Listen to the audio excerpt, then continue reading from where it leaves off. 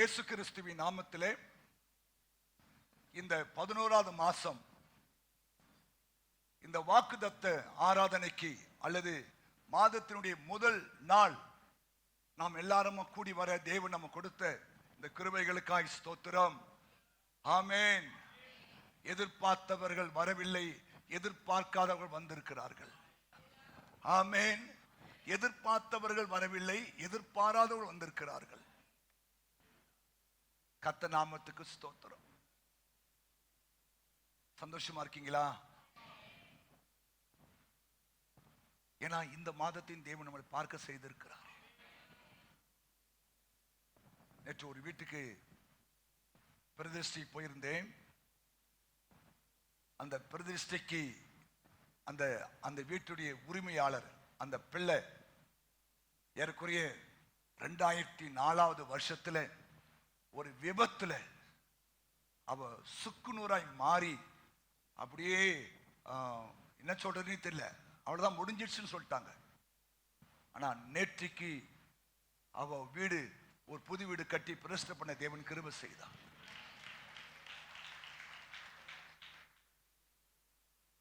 ஏன் சொல்றேன்னு தெரியுமா?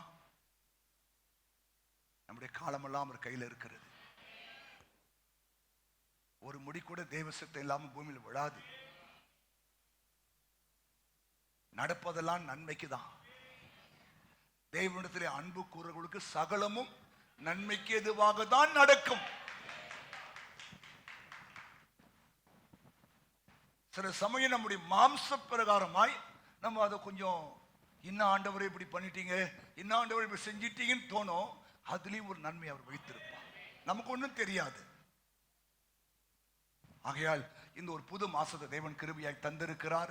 இந்த மாதத்திலும் தேவன் உங்களை என்னையும் கரம் பிடித்து நடத்துவதற்கு அவர் போதுமானவராய் இருக்கிறார். ஆமென். ஸ்தோத்திரம். கர்த்தர் நாம் மையப்படுவதாக. தேவன் ஒவ்வொரு மாதமும் ஒவ்வொரு வாக்குத்தத்தமான வார்த்தைகளை கொடுத்து நம்மை நடத்துகிறார். போன மாதம் சொன்னார், அவர் ஐஸ்வர்யம் உள்ளவராய் இருந்தும் நம்முடைய தரித்திரத்தினாலே நாம் ஐஸ்வர்யவான்களாகும்படி அவர் நம்ம நிமித்தம் தரித்திரரானார். ஆமென் சொல்லுங்க. ஹல்லேலூயா. நாம் ஐஸ்வர்யவானாகும்படி நமக்காக இயேசு தரித்திரரானார். நீங்கள் விசுவாசிங்கள், நீங்கள் விசுவாசிங்கள். நீங்கள் தரித்திரத்தோடு வாழ்வது, வறுமையோடு வாழ்வது இல்லையா, நீங்க தேவையோடு வாழ்வதை தேவன் விரும்புவதில்லை. ஆமென். அவர் மீந்து போகத்தக்கதாய் அற்புதங்களை செய்கிறவர். விசுவாசிக்கிறீங்களா? ஆமென். 12 கூட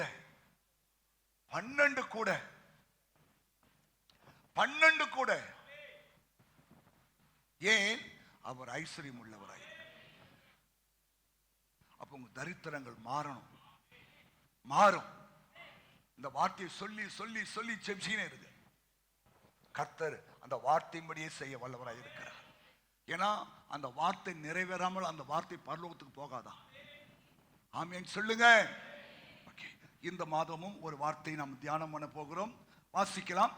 சங்கீதங்களின் புஸ்தகம் 62ஆம் அதிகாரம் 5வது வசனம். என் ஆத்துமாவே தேவனையே நோக்கி அமர்ந்திரு. என் ஆத்துமாவே தேவனையே நோக்கி அமர்ந்திரு. நான் நம்புகிறது அவராலே வரும். நல்ல பக்கத்தால பார்த்து சொல்லுங்க. சிஸ்டர், பிரதர், நீங்கள் நம்புகிறது அவரால வரும். என் ஆத்துமாவே தேவனையே நோக்கி அமர்ந்திரு. நான் நம்புகிறது அவரால வரும். எத்தனை நம்புறீங்க? நீங்க நம்புறது, நீங்கள் நம்புவது அவரால வரும். வரலையே வரும். என்ன சொல்ற? என் ஆத்துமாவே தேவனையே நோக்கி அமர்ந்திரு. நான் நம்புகிறது அவரால வரும். ஆமா, இந்த 11 மாசம் வந்திருக்கிறோம். நம்முடைய நம்பிக்கைகள், நம்முடைய எண்ணங்கள், நம்முடைய ஏக்கங்கள் எல்லாமே அவர் அறிவார். ஆமென் சொல்லுங்க. அப்ப சொல்றாரு, நான் நம்புகிறது அவரால வரும். நான் நம்புகிறது அவரால வரும். நீ என்னென்ன நம்பிக்கையோடு காத்திருக்கீங்களோ, என்னென்ன நம்பிக்கையோடு கூட தெய்வ சமூகத்தில் அமர்ந்திருக்கீங்களோ எங்களுக்கு தெரியாது. ஆனா ஆவியான சொல்றாரு, இந்த மாசத்துல நீ நம்புகிறது அவரால வரும். அது சின்ன காரியமா இருக்கலாம், பெரிய காரியமா இருக்கலாம், இல்லையா, கடினமான காரியமா இருக்கலாம், அல்லது இந்த உலக பிரகாரமாய் அது முடியாது என்று நீங்கள் யோசிக்க காரியமா இருக்கலாம். சொல்றாரு, அவரால வரும், அவரால வரும். ஆமென் சொல்லுங்க. இதை தாவீது ராஜா தன்னுடைய அனுபவத்தில் சொல்லுகிறார். சங்கீத புஸ்தகம் முழுவதுமே அவர் தன்னுடைய அனுபவங்களையே, அவர் வாழ்க்கையில அவர் கடந்து போன அனுபவத்தை தான் அவர் சொல்லிக் கொண்டே இருக்கிறார். அப்ப சொல்றாரு, இந்த மாசத்துல ஆண்டவர், நீ நம்புகிறது அவரால வரும். விசுவாசிக்கிறீங்களா? விசுவாசிக்கிறீங்களா? விசுவாசிக்கிறீங்களா? ஒரு சம்பவத்தை சொல்லி நான் அந்த செய்தி ஆரம்பிக்க விரும்புகிறேன். ஒரு ஏழை குடும்பம், ஒரு மகன், கணவர் கடந்து சென்று விட்டார். அந்த குடும்பம் வறுமையில, கஷ்டத்துல, கண்ணீர் வழியாய் போய்கொண்டிருக்கிறது.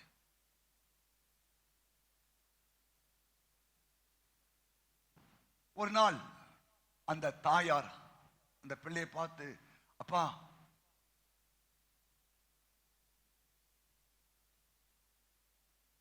போய் நமக்கு சண்டே வச்சுங்களேன், போயிட்டு ஒரு மீன் வாங்கிட்டு வா என்று சொல்றாங்க. அன்னைக்கு முன் வாரம் சண்டே கிளாஸ்ல சொல்லி கொடுத்தாங்க, இயேசுநாதர் மீன் வாயில பணத்தை வச்சாரு, மீன் வாயில பணத்தை வச்சாரு அப்படின்னு சண்டே கிளாஸ் சொல்லியிருக்காங்க. அது இந்த பையன் உள்ளத்துல அது பதிஞ்சிருக்கு. புரியுதா? சண்டே ஸ்டேஷன் போய் தான் நீ சொல்றது பிள்ளைங்க உள்ளத்துல பதியணும். ஆமா, பதிஞ்சிருக்கு. அவன் மார்க்கெட்டுக்கு போய் அந்த அந்த மீன் விற்கிற அவன்கிட்ட, இல்லையா, மார்க்கெட்ல பெரிய பெரிய மீன்லாம் இருக்குல்ல, ஆமா, இந்த தலை என்ன விலைன்னு கேட்கறான். ஏய், உனக்கு எதுக்குடா தலை? தலை கொடு. ஏன்? அந்த வாயில மீன் பணம் இருக்குன்னு சொல்லி யோசிக்கிறான். அந்த மீன் விற்கிறவங்க எவ்வளவு சொல்லி அவன் கேட்கல. அந்த தலை மட்டும் வெட்டி கொடுத்தாங்க, கட்டி பேக் பண்ணி பேப்பர்ல சுத்தி எடுத்துட்டு வந்துட்டான் வீட்டுல. இந்தாமா, இந்த மீன் வாயை திறந்து பாரு, அதுல வெள்ளி பணம் இருக்குன்னு எங்க சண்டே ஸ்டேஷன் சொன்னாங்க, அதனால நான் தலை வாங்கி வந்திருக்கிறேன்னு சொன்னான். திறந்து பார்த்தா ஒண்ணும் காணும். அந்த பையனை போட்டு பொலன்னு பொலந்து, பணத்தை வேஸ்ட் பண்ணிட்டு வந்துட்டேடான்னு சொல்லி அவங்க அந்த பையனை அடிச்சாங்களாம்.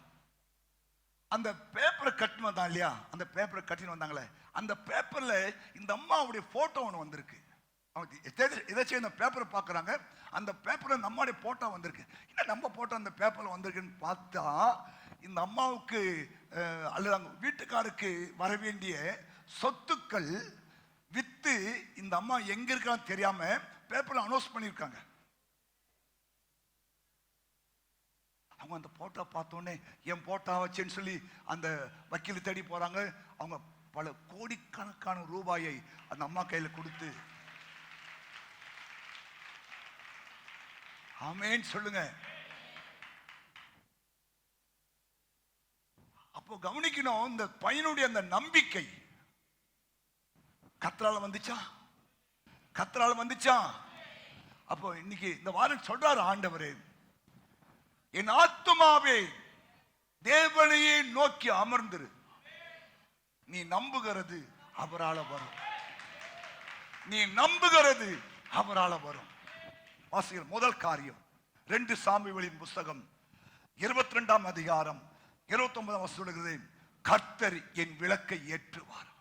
அதோடைய நம்பிக்கை, என் இருளை வெளிச்சமாய் மாற்றுவார். கை தட்டுங்க பார்க்கலாம். தாவீது நம்பிக்கை என்ன? ஏன்னா அவன் சிறு வயது முதற்கொண்டே பலவிதமான கஷ்டங்கள் வழியாய் கடந்து போகிறான் இல்லையா. சின்ன வயசுல குடும்பத்தில் அவனுக்கு மதிப்பில்லை, மரியாதை கிடையாது இல்லையா. அவனை ஒரு பொருட்டா எண்ணவே இல்லை. அவன் வாலிபன் ஆன போது கூட அவனுடைய சகோதரன் அவனை மதிக்கல, தகப்பன் அவனை மதிக்கல. ஆனா ஆனா அவனுக்கு ஒரு நம்பிக்கை இருந்தது. கர்த்தர் என் விளக்கை ஏற்றுவார், கர்த்தர் என் விளக்கை ஏற்றுவார், கர்த்தர் என் இருளை வெளிச்சமாய் மாற்றுவார்.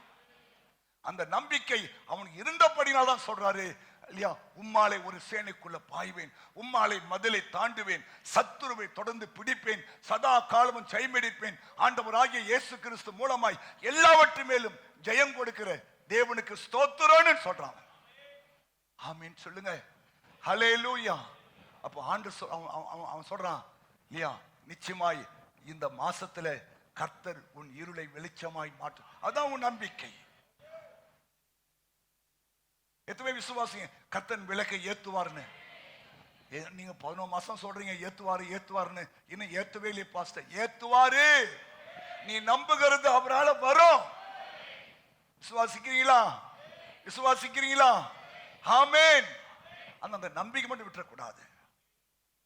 பைபிள் சொல்லுது மிகுந்த பலனுக்கு ஏதுவான, எபிரேயர் 10ஆம் அதிகாரம் நினைக்கிறேன் 32ஆம் வசனம் 6ஆம் வசனம், மிகுந்த பலனுக்கு ஏதுவான உங்கள் தைரியத்தை விட்டு விடாதிருங்கள். நம்பிக்கை இருந்தாதான் தைரியம் வரும்.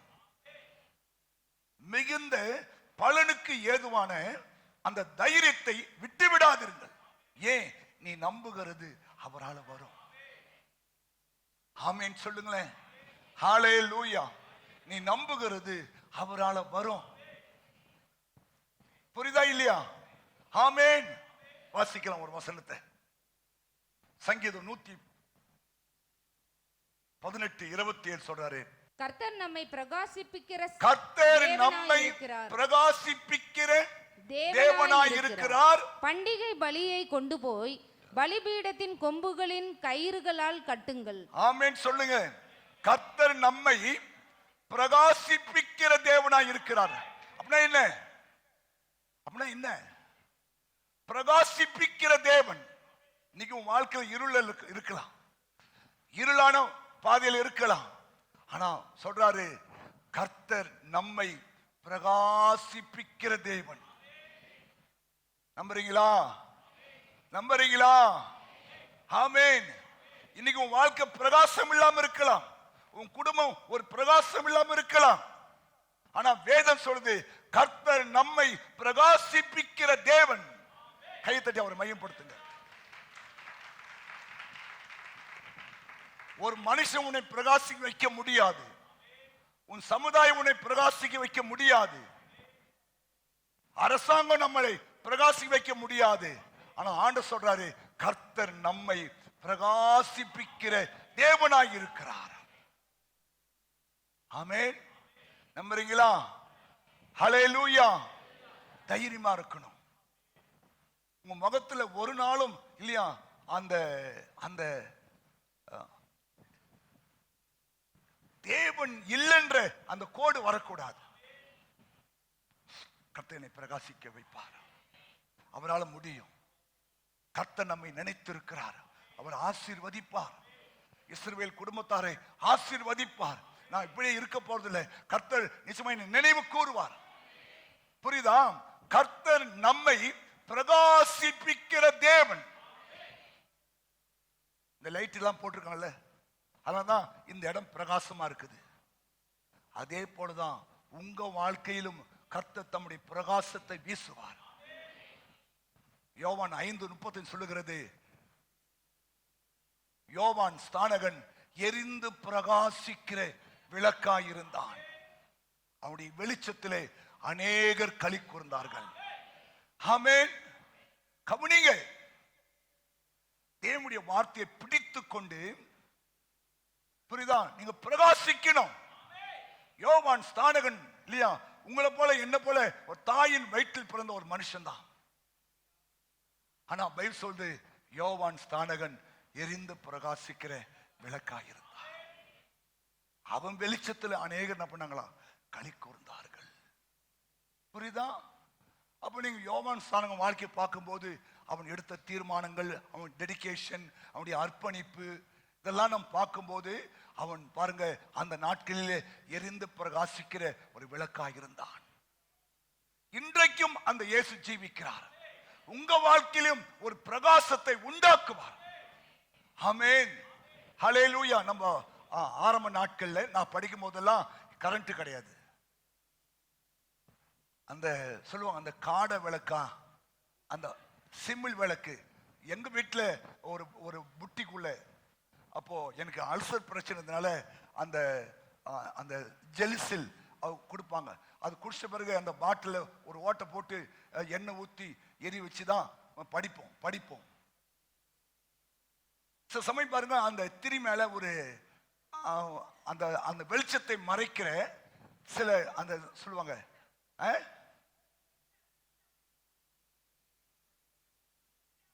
சிட்டம், எங்க சொல்லுவாங்க கசடுன்னு சொல்லுவாங்க, ஏதோ ஒண்ணு. அதை தட்டி விட்டு பிறகு மறுபடியும் பிரகாசமா எரிய ஆரம்பிக்கும். ஆமா, புரிஞ்சுட்டா? புரியுதா? கர்த்தர் நம்மை பிரகாசிப்பிக்கிற தேவனா இருக்கிறார். உங்க வாழ்க்கை இப்படியே போகாது.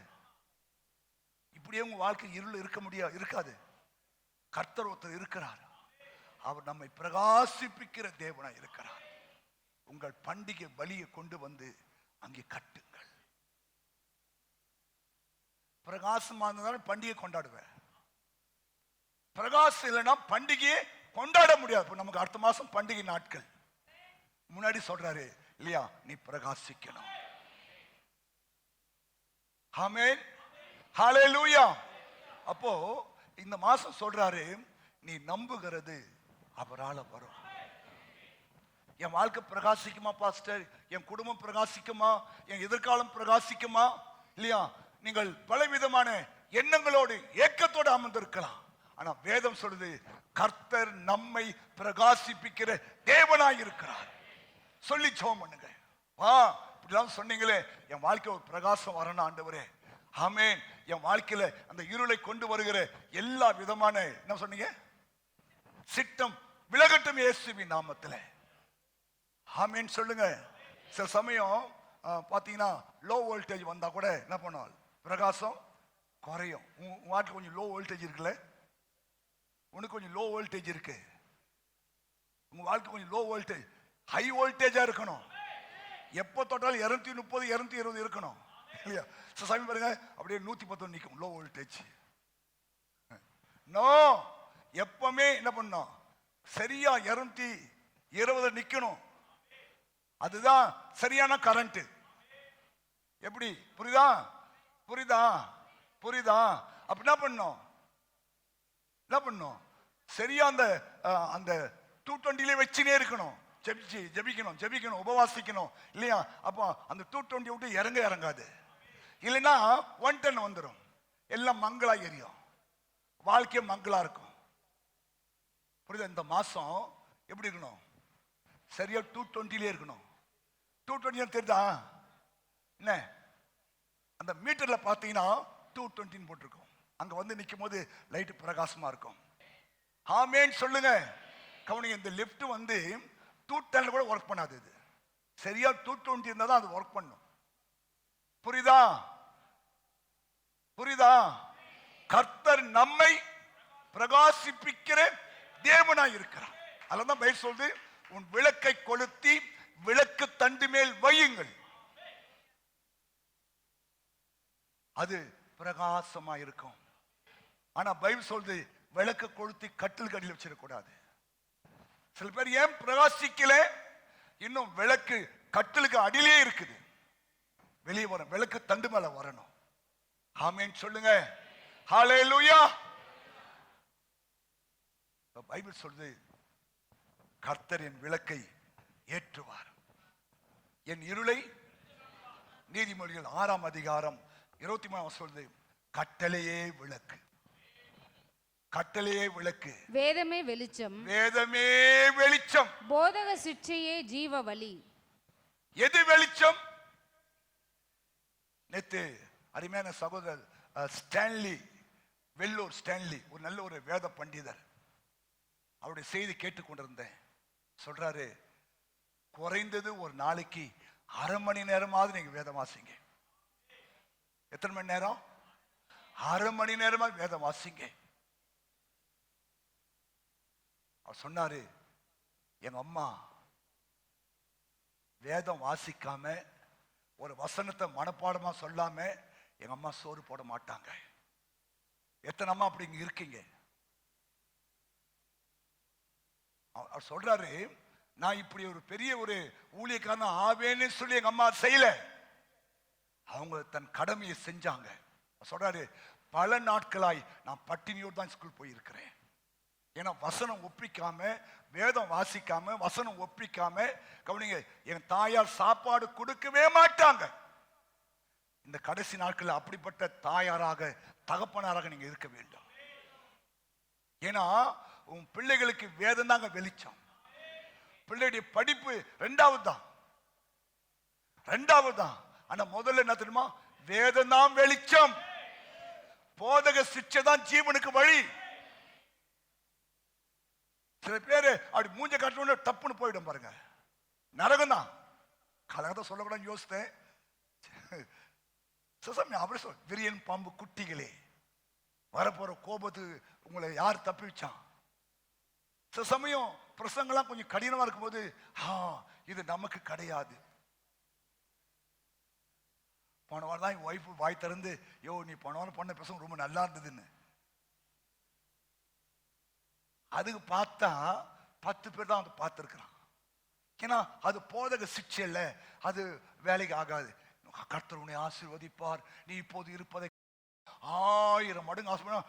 அந்த பீப்ஸ் டக்கு டக்குன்னு ஏறி இருக்கும். போதக சிக்ஷை தான் ஜீவனுக்கு வழி.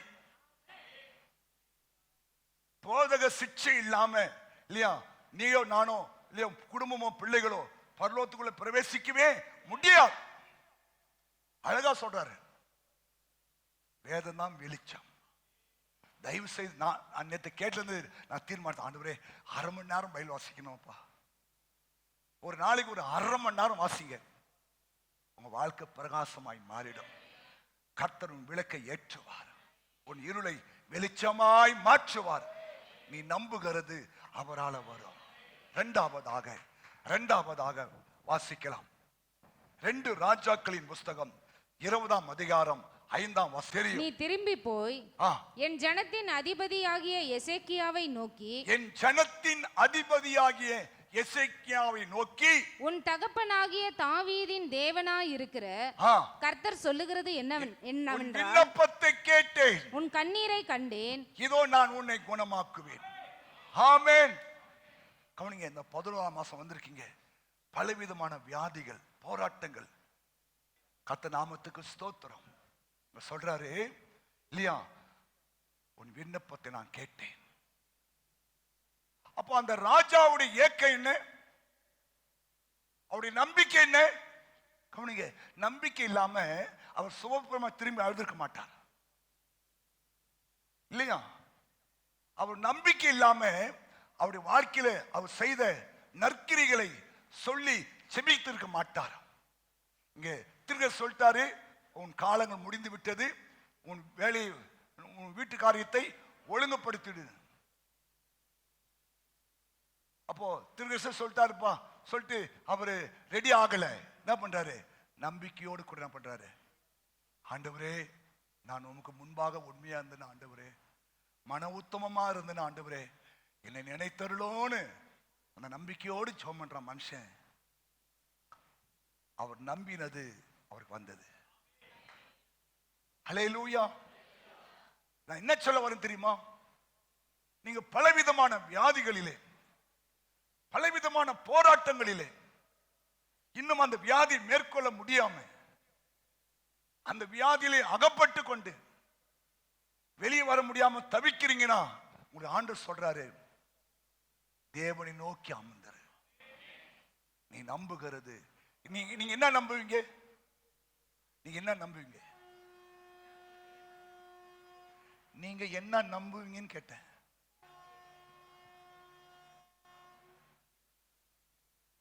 நீ என்ன நம்புவீங்க? இயேசு என் பரிகாரி, இன்ப இயேசு என் பரிகாரி, என் ஜீவிய நாட்கள் எல்லாம் இன்ப ராஜா என் பரிகாரி. இஸ்ரவேல் ஜனங்களுடைய 40 வருஷம் நடந்து வராங்க, கால் வீங்கல, அவங்க போடுற சட்டை பழசாகல. ஆமா சொல்லுங்க, நாம் அப்படிப்பட்ட ஒரு தெய்வத்தை ஆராதிக்கிறோம். நேத்து அவர் சொன்னார் ஒரு வார்த்தை, யாத்திராகமம் 16ஆம் அதிகாரத்துல அந்த மன்னா எப்படி இருந்துச்சுன்னா,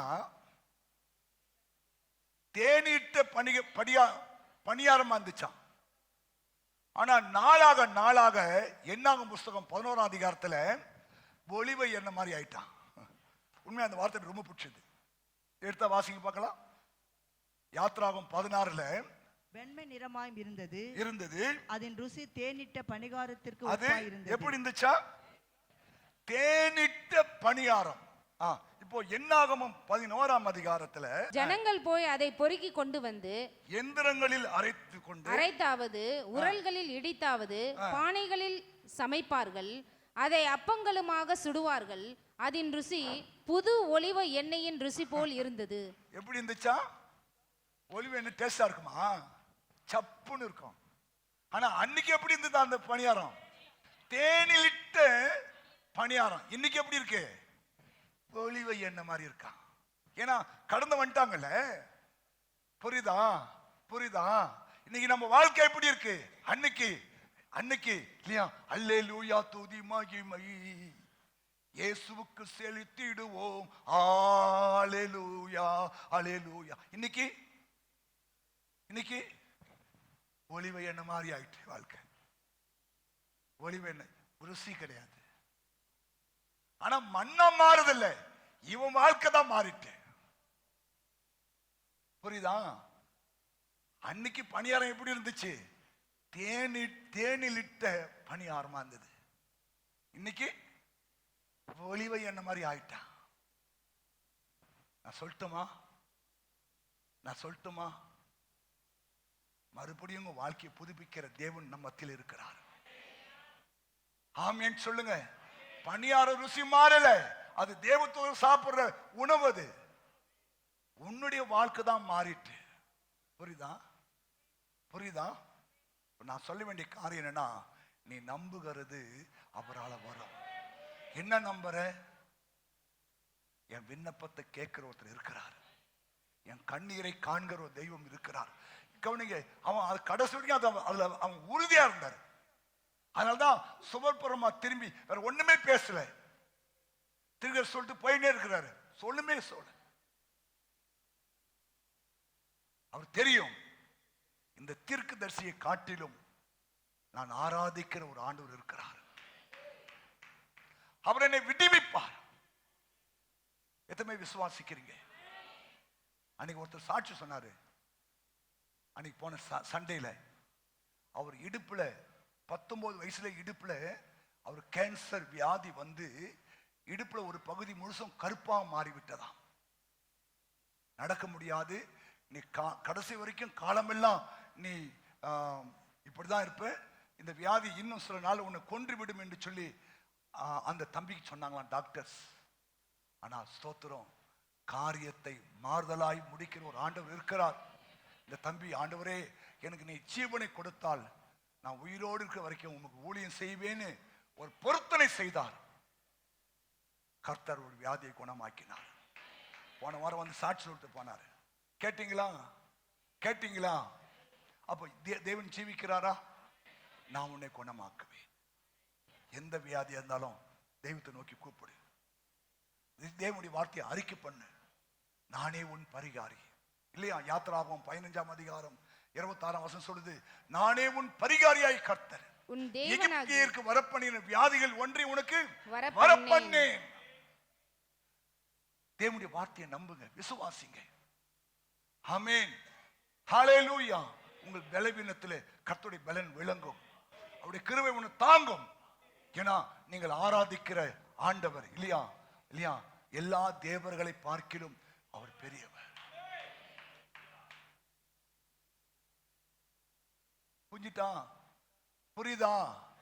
புரியுதா? வியாதிக்கு மாத்திரமல்ல, எல்லாவற்றுக்குமே அவர் உன்னை குணமாக்குவார். நீ நம்புகிறது என்ன நம்புற? நான் சுகமாவேன், நான் சுகமாவேன், புண்ணியரின் காயங்களா நான் சுகமாவேன், நான் சுகமாவேன், புண்ணியரின் காயங்களால், புண்ணியரின் காயங்களா.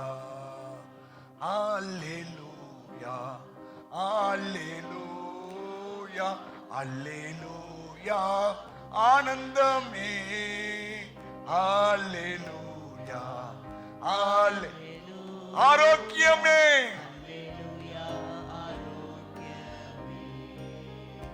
அல்லேலூயா, ஆரோக்கியமே. என் நோய்கள் தீர்த்தார், என் நோய்கள் தீர்த்தார், சாபமான சிலுவையில். விசுவாசிங்க. நோய்கள் தீர்த்தார், என் நோய்கள் தீர்த்தார், சாபமான சிலுவையில். விசுவாசிங்க. சாபமான சிலுவையில். அல்லேலூயா, அல்லேலூயா, அல்லேலூயா, ஆனந்தமே,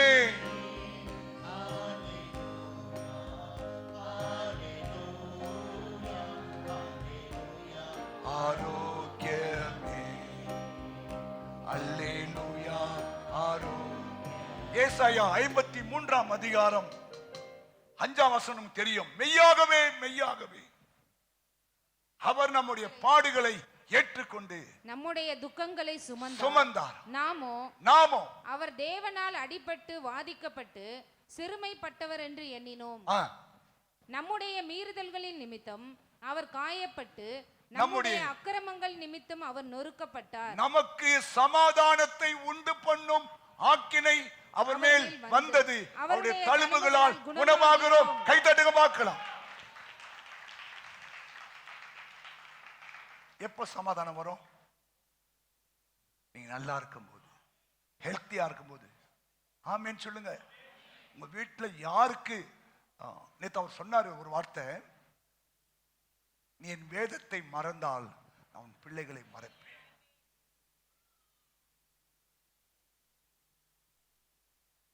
நம்ம பிள்ளைகளுக்கு ஏதாவது ஒண்ணுன்னா, இப்ப நான் தப்புனா என்னதான் அடிக்கணும், நான் தப்புனா என்னதான் அடிக்கணும். ஆனா என்ன அடிக்க மாட்டார், என் பிள்ளை அடிப்பார்.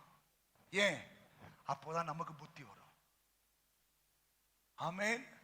உன் பிள்ளை தும்பிட்டா போதும் இல்லையா, உன் சமாதானமே போயிடும். எத்தனை பேருக்கு, எத்தனை பெற்றோருக்கு அப்படி ஒரு என்ன, அது தும்முனா தும்பும் போது பாஸ்டர், அது அது எப்படின்னா இருமுனா இருமுன்னு போது பாஸ்டர் அப்படின்னு இருக்கிற தாயாரோ சிலர் இருக்குது. ஆனா சில தாய் இல்லையா இல்லையா கண்டிப்பாங்க, அடிப்பாங்க, உதைப்பாங்க, எல்லாம் செய்வாங்க. ஆனா அந்த பிள்ளைகளுக்கு ஒரு சின்ன கஷ்டம், ஒரு வியாதின்னு வந்துட்டா அவங்க சமாதானமே போயிடும். சொல்றாரு, சமாதானத்தை உண்டு பண்ணும் ஆக்கினை அவர் மேல வந்தது, அவருடைய தழும்புகளால் நீங்கள் குணமானீர். கை தட்டுங்க பார்க்கலாம். சொல்லி சொல்லி ஜெபம் பண்ணுங்க. ஆண்டவரே, உம்முடைய தழும்புகளால் குணமானீர்கள் என்று எழுதியிருக்கிறதே. ஏன்னா அதே வசனம் சொல்றாரு, கர்த்தருக்கு சித்தமானது அவருடைய கையினாலே வாய்க்கும். அப்ப தேவ சித்தம் என்ன? நீ சுகமா இருக்கணும். குஷ்டரோகி வந்து கேட்கிறான், கர்த்தாவே சித்தமானால் என்னை சுத்தமாக்கும். எனக்கு சித்தம் உண்டு, நீ சுத்தமாக. ஹல்லேலூயா. புரியுதா? இந்த மாசத்துல ஆண்டவர் சொல்றாரு, நான் உன்னை குணமாக்குவேன், நான் உன்னை குணமாக்குவேன். இந்த வார்த்தையை சொல்லி சொல்லி ஜெபம் பண்ணுங்க. 1 பேதுரு 2:26 சொல்றாரு இல்லையா? 1 பேதுரு 2:26 சொல்றாரு, நாம் பாவங்களுக்கு செத்து நீதிக்கு பிழைத்திருக்கும்படிக்கு அவர் தாமே தமது சரீரத்திலே நம்முடைய பாவங்களை சிலுவையின் மேல் சுமந்தார், அவருடைய தழும்புகளால் குணமானீர்கள். நாம் பாவங்களுக்கு செத்தோம். கவனிங்க, நீங்க பாவங்களுக்கு சாகணும், அப்போதான் உனக்கு சுகம் உண்டாகும். நீங்கள் பாவங்களுக்கு செத்து இன்னும் நீ பாவத்துக்கு சாகாம நீ பாவத்தோடு விளையாடி கொண்டிருந்தீனா இல்லையா, உன் சமாதானம் போயிடும். வியாதிகள் குடும்பத்தை ஆட்கொள்ள ஆரம்பிக்கும். நாம் பாவங்களுக்கு செத்து நீதிக்கு பிழைத்திருக்கும்படிக்கு அவர் தாமே தமது சரீரத்திலே நம்முடைய பாவங்களை சிலுவை மேல் சுமந்தார், அவருடைய தழும்புகளால் குணமானீர்கள். புரியுதா வசனம்? நாம் பாவங்களுக்கு சாகணும். வியாதிக்கு காரணமே பாவம், பிசாசு. பாவங்களுக்கு சாகணும், இல்லைன்னா உன் சமாதானம் கெட்டு போயும். வியாதி ரூபத்துல, பலவீன ரூபத்துல, இல்லையா, கஷ்டத்து ரூபத்துல பிசாசு உள்ள வரும். அப்போ பாவங்களுக்கு செத்து போங்க, நீதிக்கு பழைங்க. அப்போ உன்னை பிசாசு தொட முடியாது.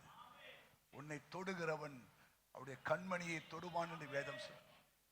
நீங்கள் பாவங்களுக்கு செத்து நீதிக்கு பிழைத்திருந்தீங்கன்னா கவனிங்க, இயேசு கிறிஸ்து சொல்றாரு, அவருடைய தழும்புகளால் நீங்கள் குணமாவீர்கள். அது எவ்வளவு பெரிய வியாதியா இருக்கட்டும், எவ்வளவு பெரிய பலவீனமா இருக்கட்டும், நீங்கள் பாவத்துக்கு செத்து நீதிக்கு பிழைச்சிருந்தீங்கன்னா உங்க சரீரத்துல தேவனுடைய உயிர்த்தெழுந்த வல்லமை இறங்கி கிரியை செய்யும். தேவனுடைய உயிர்த்தெழுந்த வல்லமை உன் சரீரத்தில் இறங்கும், இல்லையா? ஆமா. ஏன்னா உன் சரீரத்தில் எங்கெல்லாம் டேமேஜ் இருக்கோ அது பூர்ண சுகமாக்கும். எத்தனை விசுவாசிக்கிறீங்க? அதுதான் கர்த்தருடைய ஆவி எங்கே உண்டோ அங்க விடுதலை உண்டு ஆண்டவர் சொன்னார். பாவங்களுக்கு செத்து நீதிக்கு பிழைச்சீங்கன்னா உங்களை எந்த வியாதியும் தொடாது, எந்த வியாதியும் தொடாது, எந்த பலவீனமும் தொடாது. ஏன்னா அவர் தெளிவா சொல்லிட்டாரு, நம்முடைய பாவங்களை சிலுவை மேல் அவர் சுமந்தார், அவருடைய தழும்புகளால் குணமான. பாவம் தெரியுதா, விட்டுடுங்க, அந்த பக்கமே போகாதீங்க. ஏன்னா நீதிமொழிகள் புஸ்தகம் 5ஆம் அதிகாரம் சொல்றாரு, உனக்கு வாதையும் லட்சியம் உண்டாகும். ஐயோ போதகத்தை வெறுத்தேன், போதகர் சொல்லை நான் கேட்கல. பாவம் சரீரம் நாட்டம் அடிக்கும் அப்படின்னு போட்டிருக்கு பைபிள், நான் சொல்லல. வாசிமா 5ஆம் அதிகாரத்துல, ஐயோ ஐயோ போதகத்தை நான் வெறுத்தேன், கடிந்து கொள்ளுதலை என் மனம் அலட்சியம். ஏன் அலட்சியம் பண்ணுது? கடிந்து கொள்ளுதலை அலட்சியம் பண்ணக்கூடாது.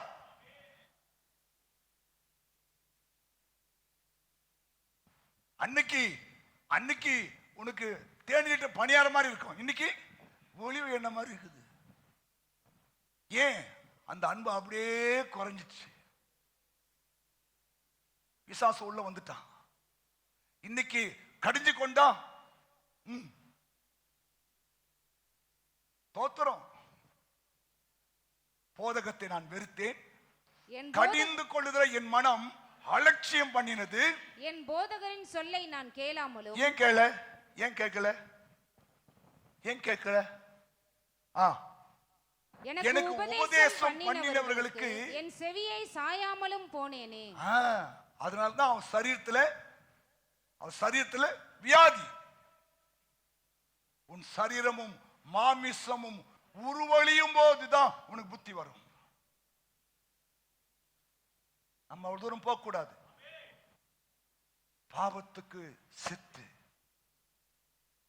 பாவத்துக்கு செத்து நீதிக்கு பிழைத்திருந்தீங்கன்னா அவருடைய தழும்புகளால் உன் மொத்த உச்சந்தலிருந்து உள்ளங்கால் வருகிற எல்லா வியாதிகளும் சுகமாயிடும். ஆமேன் சொல்லுங்க, ஆமேன் சொல்லுங்க, ஆமேன். அதனால உங்களை பலவீனப்படுத்துற அதெல்லாம் விட்டு விலகிடுங்க, நீதிக்காய் பிழைக்க பாருங்க, இல்லையா? பாவத்துக்கு செத்து நீதிக்கு பிழைத்திரு, இல்லையா? அவர் தம்முடைய தழும்புகளாலே உன்னை குணமாக்குவார். உன் துக்க நாட்கள் முடியும். நீ நம்புகிற சுகம் உன்னை தேடி வரும். நீ நம்புகிற ஆரோக்கியம். எரேமியா 30ஆம் அதிகாரம் சொல்றாரு, நான் உனக்கு ஆரோக்கியத்தை வரப்பண்ணி. எரேமியா 30:17. அவர்கள் உன்னை விசாரிப்பாரற்ற சீயோன் என்று சொல்லி, அவர்கள் உன்னை விசாரிப்பு அற்ற சீயோன் என்று சொல்லி உனக்கு தள்ளுண்டவள் என்று பெயரிட்டபடியால் நான் உனக்கு ஆரோக்கியம் வரப்பண்ணி உன் காயங்களை ஆற்றுவேன் என்று கர்த்தர் சொல்லுகிறார். கைதட்டி பார்க்கலாம். அவர்கள் யார்? உலகம். உன்னை பார்த்து நீ விசாரிப்பற்ற ஒரு சீயோன், நீ தள்ளுண்ட ஒரு ஆள் அப்படின்னு ஒன்னு சொன்னாங்கன்னா கர்த்தருக்கு வைராக்கி வந்துடும். அவர் சொல்றாரு, நான் உனக்கு ஆரோக்கியத்தை வர பண்ணி உன் காயங்களை நான் ஆற்றுவேன் என்று கர்த்தரே சொல்லுகிறார். கைத்தட்டி அவர் மையப்படுத்த பார்க்கலாம், நல்லா கைத்தட்டி பார்க்கலாம். இதாங்க நமக்கு வேணும். ஆமென். மூன்றாவது சொல்லி இந்த செய்தி கண்டினியூ சண்டே நாளைக்கு வரும். மூன்றாவது வாசிக்கலாம். யோபு 23ஆம் அதிகாரம் 14ஆம் வசனம். எனக்கு குறித்திருக்கிறதை அவர் நிறைவேற்றுவார். இப்படிப்பட்டவைகள் இன்னும் அநேகம் அவரிடத்திலே உண்டு. ஆமென். நீ நம்புகிறது அவரால வரும். எனக்கு குறித்ததை, உங்களுக்கு தேவன் குறித்திருக்கிறதை எந்த சக்தியும் எடுக்க முடியாது. புரியுதா? அது நிச்சயமாய் கர்த்தரால வரும். நெடுங்காலமாய் காத்திருப்பது இருதயத்தை இளைக்க பண்ணும்.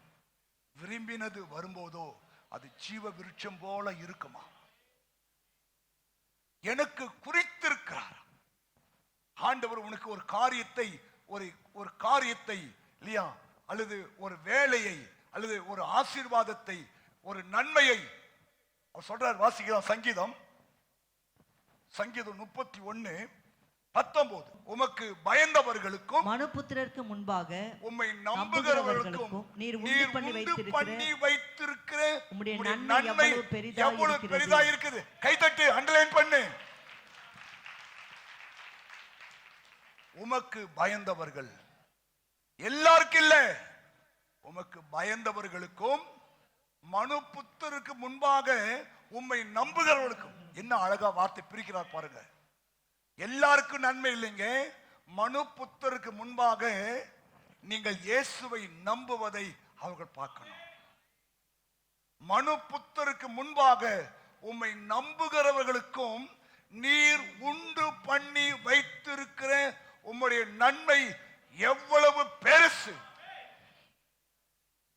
புரியுதா?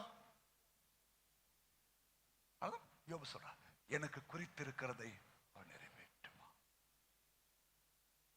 புரிஞ்சிட்டீங்களா?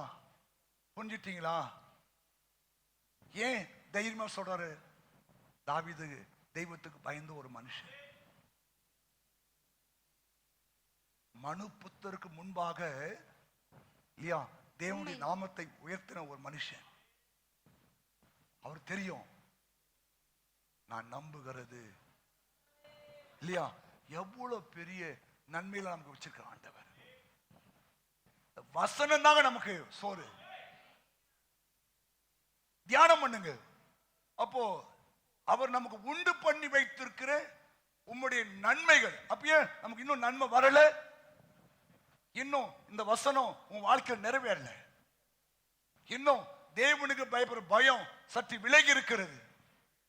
மனுபுத்திரருக்கு முன்பாக உம்மை நம்புகிற, ஆமென் சொல்லுங்க. மனுபுத்திரர் முன்பாக நீங்கள் தேவனை நம்புவதை அவங்க பார்க்கணும்.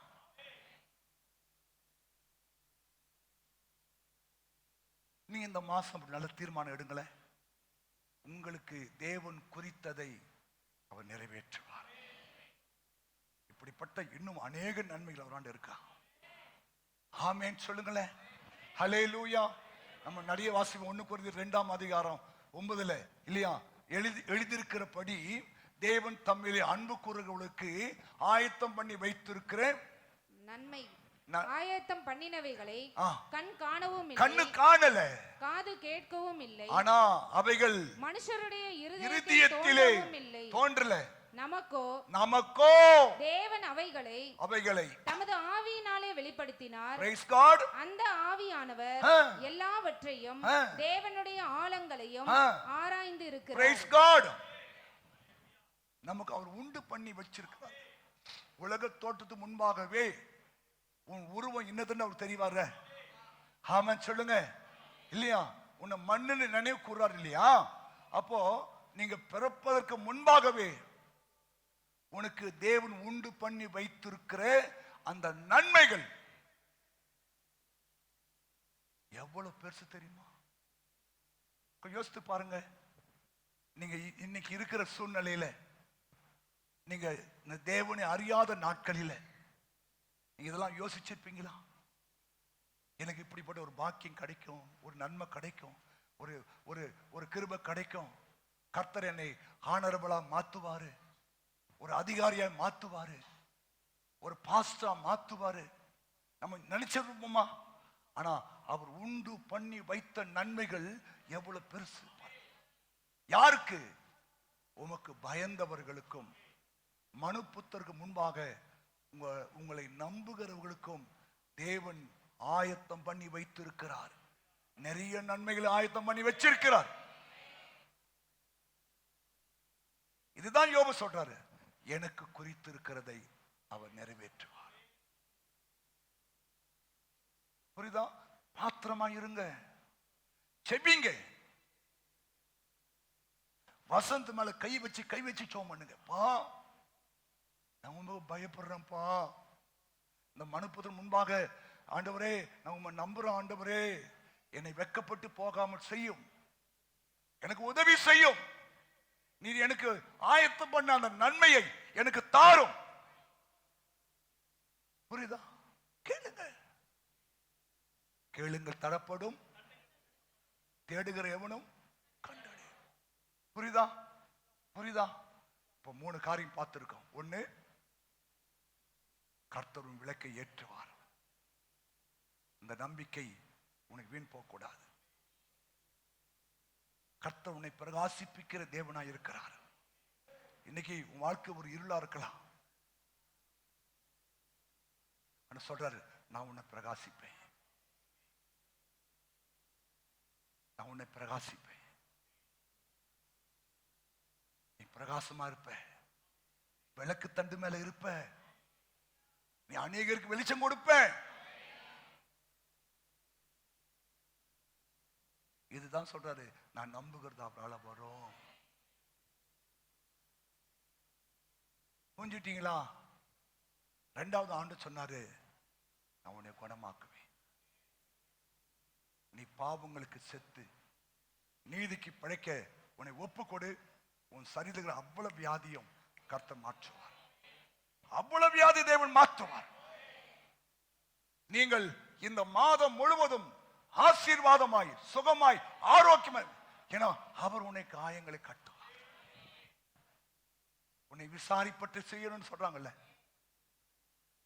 கர்த்தர் காயங்களை மாற்றுவார், அற்புதங்களை செய்வார். ஆமென் சொல்லுங்க. 3வது, அவர் உனக்கு உண்டு பண்ணி வைத்திருக்கிற நன்மைகள் எவ்வளவு பெருசா இருக்கு.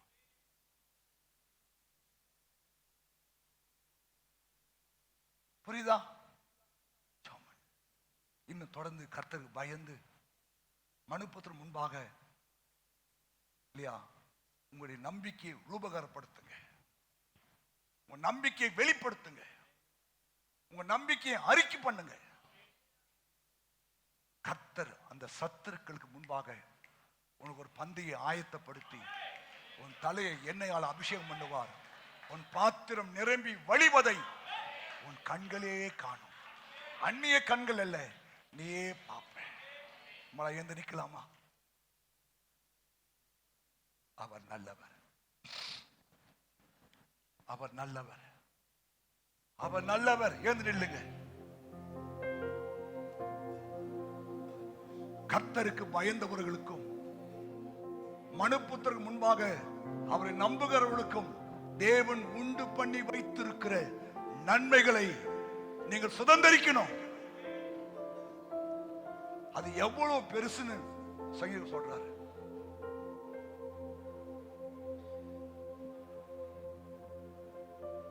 கர்த்தரை நம்புகிறவன் செழிப்பான், கர்த்தரை நம்புகிறவன் உயர்ந்த அடைக்கலத்திலே வைக்கப்படுவான். கை உயர்த்தி ஸ்தோத்திரம் பண்ணுங்க, உங்களை ஒப்பு கொடுங்க.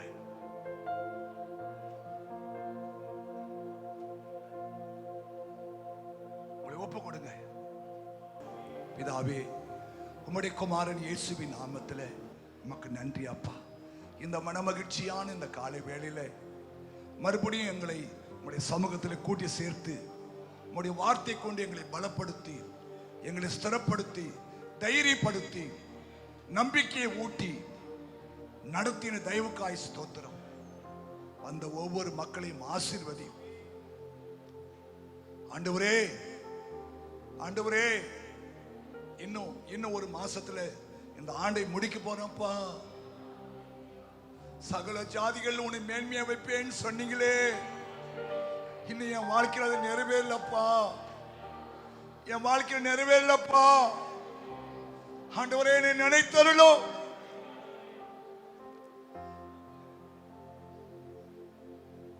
நான் நம்புகிறது அவரால வருன்னு சொன்னீங்களே, நான் நம்பி இருக்கிறேன்ப்பா. எனக்கு செய்யும் ஆண்டவரே. இந்த மனுபுத்திரன் முன்பாக என் நம்பிக்கையை நீர் கனப்படுத்தும் ஆண்டவரே. அந்த ஒவ்வொரு மக்களையும் நீர் ஆசீர்வதியும்.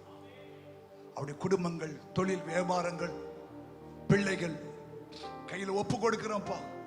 கர்த்தர் கிருபையாய் நடத்தும் ஆண்டவரே. இந்த மாதம் முழுவதும் தேவ கரம் எவ்வளவு இருக்க முடியாது செபிக்கிறேன்.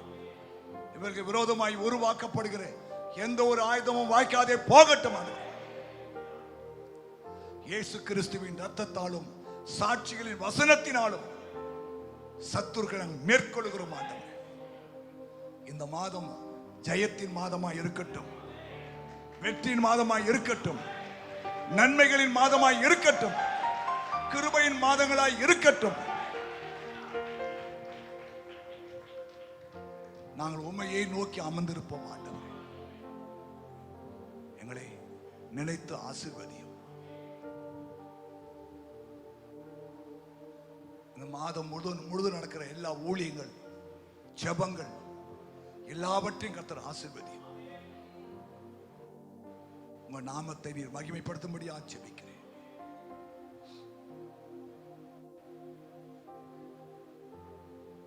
பிள்ளைகளை கையில் ஒப்பு கொடுக்கிறேன்.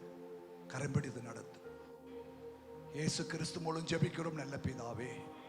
ஆத்துமாவே கர்த்தரை ஸ்தோத்திரி.